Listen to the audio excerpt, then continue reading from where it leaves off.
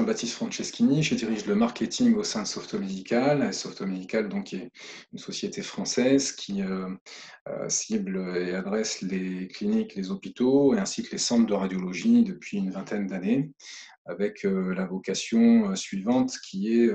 d'augmenter le potentiel de nos utilisateurs et de mettre à disposition les bons outils pour eux.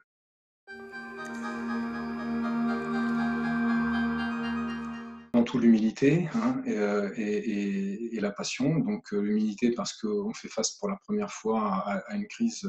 que nul n'a connue, que ce soit au niveau individuel ou entreprise. Et puis la passion parce qu'on reste mobilisé pour nos clients et bien sûr c'est ce qui nous motive au quotidien.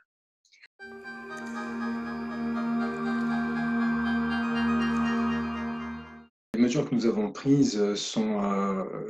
déjà de protéger nos équipes internes pour justement assurer une continuité de service auprès de nos clients, notamment au niveau du support, mais aussi des infrastructures hébergées, puisque beaucoup de nos clients sont hébergés.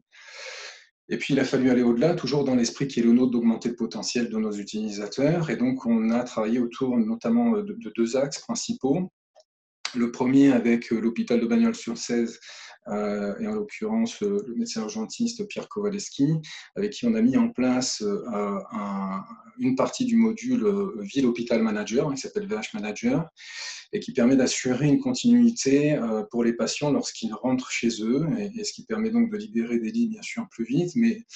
sans perdre une qualité de prise en charge et surtout une qualité de suivi. Et ce portail patient permet d'avoir une continuité dans la relation que les soignants ont avec leurs patients, à des étapes clés intermédiaires de 3 jours, 7 jours, 14 jours, et pour avoir un suivi avec une gestion des alertes de leur état de santé, pour éventuellement prendre la décision, si besoin est, de les faire revenir en hospitalisation en évitant ainsi une complication. Donc c'est quelque chose qui a permis un très bon suivi des patients et surtout une facilitation pour les soignants qui ont une vue globalisée, parce que pour quelques patients, c'est chose simple, mais en l'occurrence, là, le CH de Bagnols, ils avaient plus de 300 patients à gérer, avec des étapes quand même critiques, et c'est un grand recours, semble-t-il.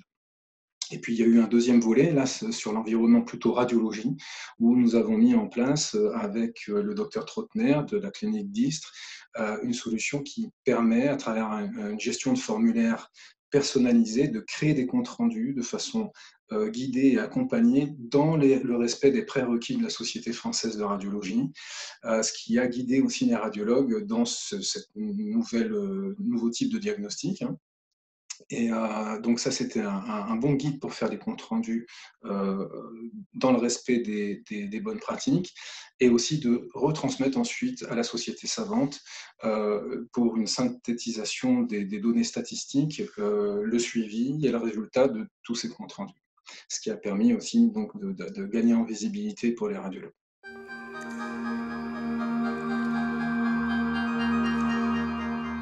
Les actions principales que nous allons devoir prendre, c'est déjà d'assurer une bonne reprise de l'activité pour nos 500 collaborateurs, ce qui n'est pas une mince affaire, puisque répartis bien sûr sur toute la France. Il faut les accompagner dans cette reprise progressive, dans le respect encore des bonnes pratiques, et puis très vite, bien sûr, penser à nos clients pour leur permettre de continuer leurs projets, d'assurer leur feuille de route. Et c'est bien sûr ce qui doit nous mobiliser avec